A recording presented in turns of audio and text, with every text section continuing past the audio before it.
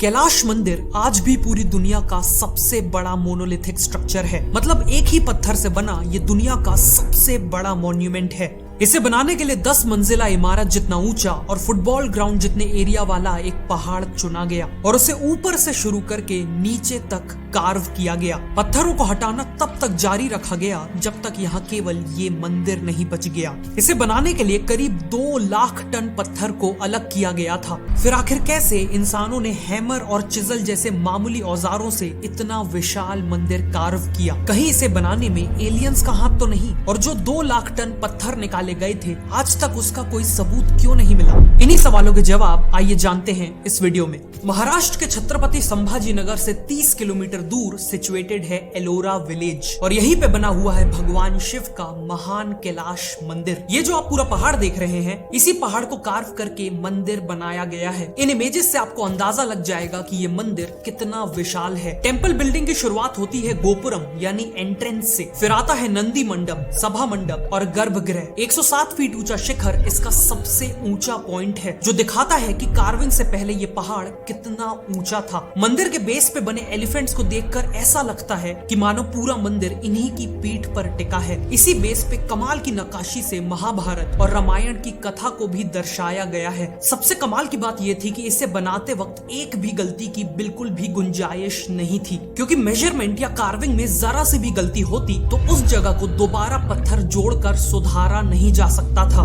इसीलिए कई लोग मानते हैं कि कैलाश मंदिर को बनाना इंसानों के बस की बात है ही नहीं। उनका मानना है कि या तो इसे एलियंस ने बनाया था या फिर ऐसे सुपर ह्यूमंस ने जिनके पास दिव्य शक्तियां थी। मंदिर को सराउंड करने वाली वॉल्स में एंशिएंट टाइम्स में यूज किए जाने वाले टूल्स के मार्क्स मिले हैं। इवन टेंपल के स्कल्पचर्स को एनालाइज करने के बाद ये कंफर्म किया जा चुका है कि इन्हें हैमर और चिजल जैसे ऑर्डिनरी टूल से ही बनाया गया था। इसके अलावा एक और एविडेंस है जो एलियन थ्योरी या सुपर ह्यूमन थ्योरी को बिल्कुल गलत साबित करता है। एक्चुअली भारत में रॉक कट मॉन्यूमेंट्स का निर्माण एक एंशिएंट ट्रेडिशन है जो खुद कैलाश टेंपल से भी कई सेंचुरी पहले शुरू हुआ था। इस आर्ट को एलियंस नहीं बल्कि हमारे पूर्वजों ने सालों तक मेहनत करके डेवलप किया था और यही आर्ट पीढ़ी दर पीढ़ी पास होता गया। भारत में इसकी शुरुआत हुई 2300 साल पहले 3 सेंचुरी BCE में, जब मौर्यन साम्राज्य के सम्राट अशोक ने अजीविक सेक्ट के मंक्स के लिए बराबर केव्स बनवाई।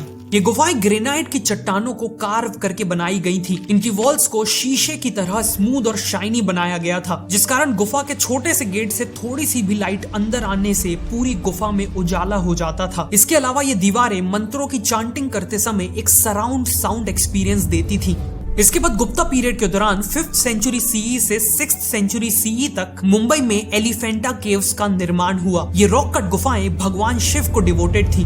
फिर 7th सेंचुरी CE में रॉक कट आर्किटेक्चर में एक इम्पोर्टेंट मोड़ आया। पहली बार इंडिया में चट्टानों के अंदर केवल गुफाएं नहीं बल्कि पूरे के पूरे मंदिर एक ही पत्थर से बनाए गए। पल्लवन डायनेस्टी के रूलर्स ने महाबलीपुरम में ऐसे 5 मंदिर बनवाए जिन्हें पंचरथ कहा जाता है। फाइनली 8th सेंचुरी CE में इंडियन रॉक कट आर्किटेक्चर अपनी पीक पे पहुंच गया, जब एलोरा में एक पूरे पहाड़ को कार्व करके कैलाश मंदिर का निर्माण हुआ। दुनिया का सबसे बड़ा मोनोलिथिक स्ट्रक्चर होने के साथ साथ ये सबसे कॉम्प्लेक्स भी है। इनफैक्ट अगर आप कैलाश टेंपल से थोड़ा जूम आउट करेंगे तो आपको आसपास एक ही रॉक से बनी कई और गुफाएं मिलेंगी। इस एरिया में ऐसी टोटल 34 केव्स हैं जिन्हें कलेक्टिवली एलोरा केव्स के नाम से जाना जाता है। इन्हीं 34 केव्स में केव नंबर 16 में बना है कैलाश टेंपल। लेकिन अभी भी सवाल वही है, आखिर कैसे मामूली औजारों से इंसानों ने 2 लाख टन पत्थर निकाला और एक इतना बड़ा मंदिर बनाया, और आखिर इसे किसने बनवाया? आर्कियोलॉजिस्ट को बड़ौदा में एक्सकेवेशन के दौरान कुछ कॉपर प्लेट इंस्क्रिप्शंस मिली। इन प्लेट्स को करकाटू नाम के राजा ने ग्रांट करवाया था और इसी में क्लियरली मेंशन्ड है कि एलोरा के कैलाश मंदिर को राष्ट्रकूटा डायनेस्टी के 2nd राजा कृष्णा राजा ने बनवाया था।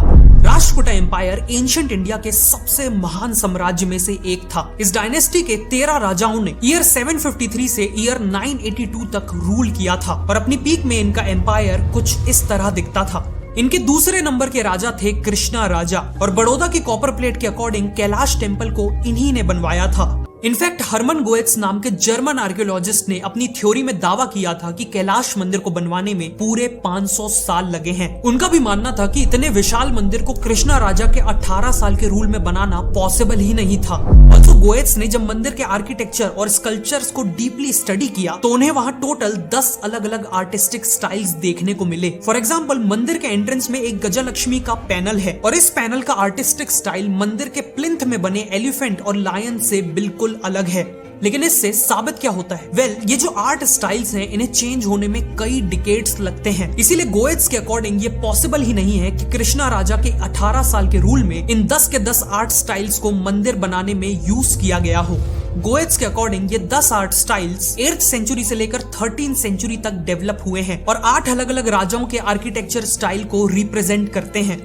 सिंपल भाषा में बोले तो गोएट्स के अकॉर्डिंग इस मंदिर को 500 साल की ड्यूरेशन में बनाया गया था, जिसमें 8 अलग अलग राजाओं का कंट्रीब्यूशन है। इनफैक्ट गोएट्स के अकॉर्डिंग कैलाश टेम्पल का कंस्ट्रक्शन कृष्णा राजा नहीं बल्कि 8th सेंचुरी में राष्ट्रकूटा एम्पायर के पहले राजा दंती दुर्गा ने शुरू करवाया था, जिसके बाद 7 और राजाओं ने कंस्ट्रक्शन को कंटिन्यू रखा और फाइनली 13th सेंचुरी में मंदिर पूरा बनके तैयार हुआ। और इसी तरह इस पूरे कंस्ट्रक्शन में 500 साल लग गए। गोएट्स ने यह थ्योरी 1952 में दी थी और अगले कई दशकों तक इसे किसी ने भी काउंटर नहीं किया। लेकिन फिर 1982 में इंडियन आर्कियोलॉजिस्ट M.K. धवलिकर ने अपना paper Kailasa the stylistic development and chronology publish किया और गोएट्स की थ्योरी को पूरी तरह गलत साबित कर दिया। उन्होंने प्रूव कर दिया कि कैलाश मंदिर को केवल 10 से 12 साल में ही बनाया जा सकता था। उनके अकॉर्डिंग साल 756 में राष्ट्रकूटन एम्पायर की गद्दी दंती दुर्ग से कृष्णा राजा को ट्रांसफर हुई। फिर एक साल बाद साल 757 में कृष्णा राजा ने बादामीज के चालुक्यास के खिलाफ युद्ध छेड़ दिया और एक बड़ी जीत हासिल की। इस युद्ध के बाद उन्होंने पट्टडकल का विरूपाक्ष टेम्पल देखा, जिसे चालुक्यन किंग कीर्तिवर्मन II ने बनवाया था। उन्हीं कीर्तिवर्मन II ने जिन्हें कृष्णा राजा ने अभी अभी हरा दिया था।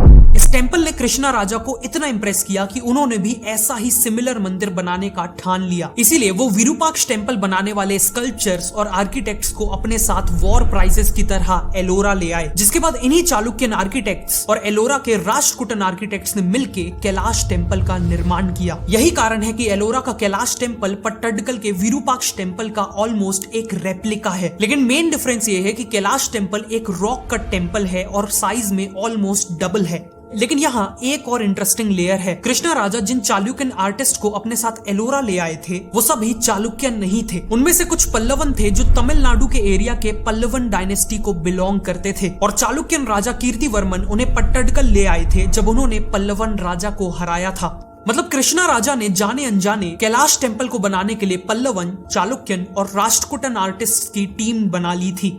जहां चालुक्यन और पल्लवन आर्टिस्ट आर्किटेक्चरल डिजाइन और स्कल्पचरिंग के एक्सपर्ट्स थे, वहीं राष्ट्रकूटन आर्टिस्ट रॉक कटिंग में एक्सपर्ट्स थे। इसीलिए जब इन सभी की एक्सपर्टीज कंबाइन हुई तो बन पाया महान कैलाश मंदिर। अब आते हैं सबसे इंपॉर्टेंट सवाल पर, आखिर ये मंदिर केवल 10 से 12 साल में कैसे बना? एंशिएंट इंडिया में मानसार नाम का एक महान ग्रंथ लिखा गया था, जिसमें एंशिएंट इंडिया के आर्किटेक्चरल प्रिंसिपल्स और डिजाइन को डेप्थ में समझाया गया है। जब हम M.K. धवलिकर की थ्योरी और मानसार की टीचिंग्स को कंबाइन करके देखते हैं तो कैलाश टेम्पल की मिस्ट्री काफी हद तक सॉल्व हो जाती है।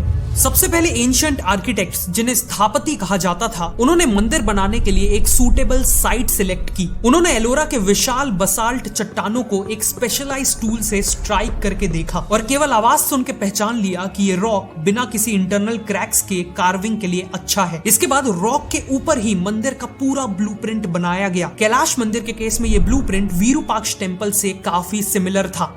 ब्लूप्रिंट बनने के बाद अब बारी थी कार्विंग और एक्सकेवेशन की। रॉक कट आर्किटेक्चर की सबसे खास बात यह थी कि उसे ऊपर से स्टार्ट करके नीचे तक कार्व किया जाता था। कैलाश मंदिर के केस में कार्विंग की शुरुआत 3 बड़ी ट्रेंचेस बनाने से की गई ताकि सेंटर में एक रेक्टेंगुलर रॉक का मास आइसोलेट हो सके। ऐसा करने के लिए इन्होंने रॉक के ऊपर होल्स का एक सीक्वेंस बनाया और उनके अंदर सूखी लकड़ी के वेजेस डाल दिए। इसके बाद लकड़ी पे पानी डाला गया। पानी एब्जॉर्ब करते ही सूखी लकड़ियां फूल गई और रॉक के against extreme extreme pressure create होने लगा, जिस कारण प्रिसाइजली वेजेस से बनी लाइंस में रॉक क्रैक कर गया। एक बार रॉक में क्रैक आ गया तो 2 हैंडेड हैमर्स और बड़े बड़े ड्रिल्स का यूज करके रॉक को हटाना काफी आसान हो गया। इस पूरे प्रोसेस के बाद साइड्स में 270 बाय 50 बाय 100 फीट की ट्रेंचेस बन गई और पीछे 150 बाय 30 बाय 100 फीट की ट्रेंच बन गई और बीच में एक फ्री स्टैंडिंग ब्लॉक बन गया, जिसे कार्व करके अब फाइनली मंदिर बनाया जा सकता था।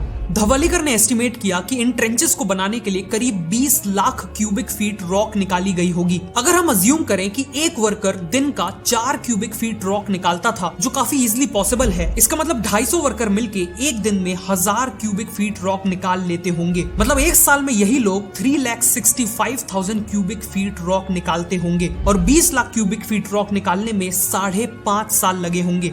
ध्यान देने वाली बात यह है कि टेंपल का एक्चुअल कार्विंग वर्क ट्रेंचेस को बनाने के साथ साथ चल रहा था। जैसे ही सेंट्रल ब्लॉक का थोड़ा सा हिस्सा विजिबल हुआ, वैसे ही दूसरी टीम ने इसे कार्व करना चालू कर दिया। मतलब 5.5 साल में न केवल ट्रेंचेस बन चुकी होंगी, बल्कि टेंपल का अपर पोर्शन भी सिग्निफिकेंटली कार्व हो चुका होगा। फिर अगले 6 से 7 सालों में टेंपल का बाकी हिस्सा कार्व किया गया, उसे हॉलो किया गया, स्कल्पचर्स बनाए गए और फाइन कार्विंग की गई और इसी तरह करीब 12 साल के अंदर अंदर कैलाश मंदिर बन के तैयार हो गया।